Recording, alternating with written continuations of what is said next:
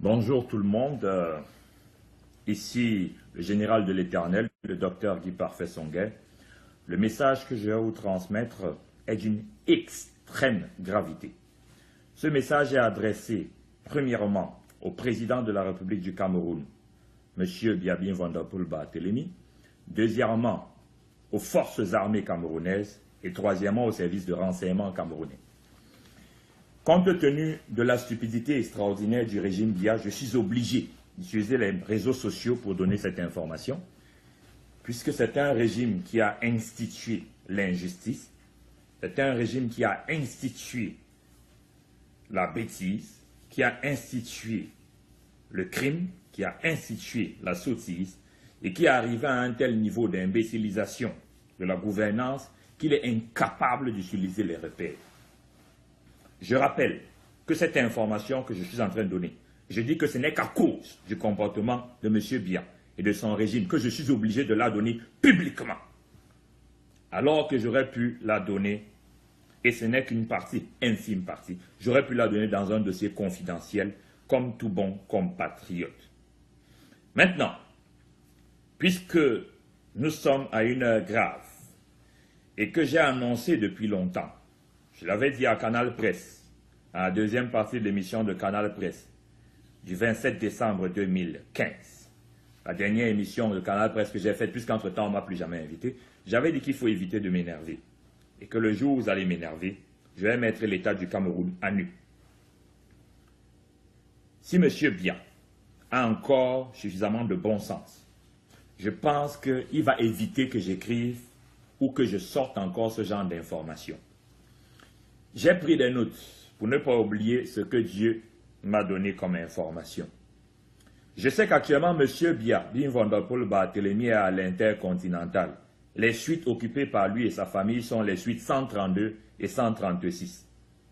Mais je voudrais que M. Biya sache que là-bas où il est, où il croit qu'il est caché, ses ennemis ont infiltré dans sa mission, dans le contingent de ceux qui l'accompagnent, dans les services qui marchent avec lui, 8 agents. Il y a 8 personnes qui sont infiltrées, qui sont du G11, qui sont là-bas avec lui. Première information. Donc, comme il croit qu'il est caché, quand j'ai dit la dernière fois que ses ennemis sont si proches de lui, qu'ils peuvent le tuer à n'importe quel moment, là où il est avec femme et enfants, ça ne change rien. Ils sont 8, Monsieur le Président, à côté de vous. Ils attendent. Parce qu'ils ne savent pas encore, ils ont peur. Ils savent que moi-même je suis dans cette affaire, je ne peux pas les laisser faire ce qu'ils veulent. Mais j'en dirai pas plus. Je sais que M. Biya, dans la situation où vous êtes en train d'espérer l'aide de M. Obama, de la famille Bush. Vous espérez aussi l'aide des réseaux Ojula. Ce que les réseaux Ojula ont laissé en France, ce sont vos amis. Je sais aussi qu'il y a des gens qui sont en Inde sur lesquels vous pouvez compter. Et que l'une des portes de sortie qu'on vous propose, c'est d'aller au Sénégal. Mais je voudrais que vous sachiez que ça ne va pas marcher. Personne de toutes ces personnes ne peut vous aider. Aucun de ces lobbies ne peut vous aider. Vous vous trompez et on vous trompe. Parce que c'est Dieu qui vous tient vivant et c'est Dieu qui tient votre vie. Je sais aussi que vous avez des gens très importants sur le plan ésotérique. À Kinshasa, à Lomé, à Paris, à Stockholm. Même ces gens ne peuvent pas vous aider. Je vous garantis qu'ils ne peuvent pas vous aider. Quel que soit le rang qu'ils ont atteint chez le diable, ils ne peuvent pas vous aider. Mais je continue. Je voulais attirer votre attention sur le fait qu'un de vos proches, que vous et moi on connaît, est dans le coma à Lyon. Mais ce que vous ne savez pas, malgré le fait qu'il soit dans le coma, il va mourir après vous. Vous allez mourir avant lui, à cause de la têtutesse, vis-à-vis de l'autorité de Dieu. Malgré le fait qu'il soit dans le coma, il est dans le coma depuis plusieurs semaines. Il était même dans le coma avant que je quitte le Cameroun. Bien, j'espère que votre message est bien entré, ce que je vous dis. Maintenant, j'adresse les informations suivantes à l'armée camerounaise, au service de renseignement. Lorsque j'ai eu à intervenir plusieurs fois avec les patrons des services de renseignement en tant qu'experts, ils ont eu la preuve chaque fois que quand je parlais d'une chose, Je savais de quoi je parlais. Alors ceux qui ont déjà traité avec moi au sommet de l'État du Cameroun, parmi les patrons de services de renseignement, savent que quand je dis quelque chose, c'est que c'est vrai. L'information que je donne à l'armée camerounaise et qui est urgente, c'est qu'actuellement il y a un convoi d'armes qui se déplace avec 5 conteneurs qui transitent par Lomé et qui devrait arriver aujourd'hui au Cameroun ou demain par Kribi. Qu'est-ce qui se passe? Les gens qui font entrer les armes au Cameroun maîtrisent les failles des frontières camerounaises. Ils ont des cartes. Donc ils maîtrisent le système. Ils peuvent faire entrer les armes quand ils veulent. Arrangez-vous, si vous êtes de vrais citoyens camerounais, si vous comprenez la responsabilité, à ce que les 5 conteneurs d'armes-là n'entrent pas sur le territoire national camerounais.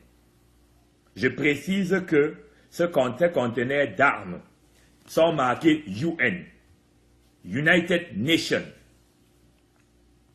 C'est écrit dessus. Il dit qu'ils sont sains. C'est chargé d'armes pour venir détruire le Cameroun. C'est passé par Lomé, ça doit entrer par Kribi. Trouvez ces conteneurs avant qu'ils entrent. Trouvez-les avant que les destinataires puissent les recevoir. Bien. L'autre information que je voudrais que l'armée camerounaise connaisse, c'est les services de renseignement. Je vous suggère très fortement de démanteler rapidement la cache d'armes qui est à Moliko. Il y a une cache d'armes dans les environs de Moliko. Trouvez-la. C'est le QG, de là où ils ont gardé l'armement. Et elle va vraiment servir si vous ne la démantelez pas. Ceux qui veulent détruire l'État du Cameroun sont bien préparés. Ce n'est pas qu'ils veulent juste faire tomber le régime Biya. Ils n'ont rien à voir pour le peuple. Ils veulent détruire le Cameroun. Donc, trouvez la cache d'armes qui est aux environs de Moliko. Détruisez-la. Je voulais ajouter ceci. Des forces armées rebelles vont arriver par le Maghreb. Dès que le désordre armé s'est installé, trouvez-les avant qu'ils entrent sur le sol camerounais. Et il y aura une forte concentration de ces forces rebelles dans la zone septentrionale du Cameroun. Vous êtes avertis, vous êtes des gens qui sont des techniciens, vous êtes censés savoir de quoi je vous parle. Je ne devrais quand même pas vous étonner quand je donne ce genre de choses. Et j'espère que comme je vous ai donné ces informations, elles vont servir. Après cette mise en garde officielle que je fais, et ces informations que je donne, à la fois à l'endroit du président de la République du Cameroun, qui est à l'hôtel continental à l'heure où nous parlons, à la fois à l'endroit des services de renseignement du Cameroun, à la fois à l'endroit de l'armée, de la police. Je vais dire ceci à M. Biabin Vanderpool Barthélemy, puisqu'il m'a obligé à procéder comme ça. Ça fait 7 ans que je lui parle.